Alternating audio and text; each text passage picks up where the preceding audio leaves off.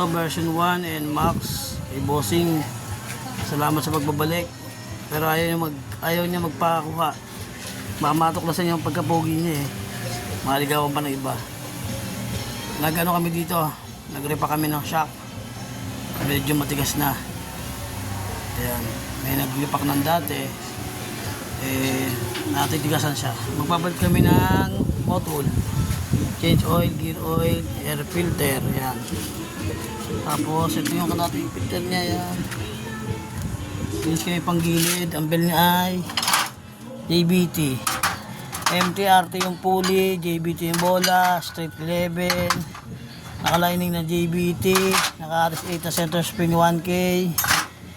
Check namin yung grasa ng torque drive. Yan, tama lang yung dumi niya.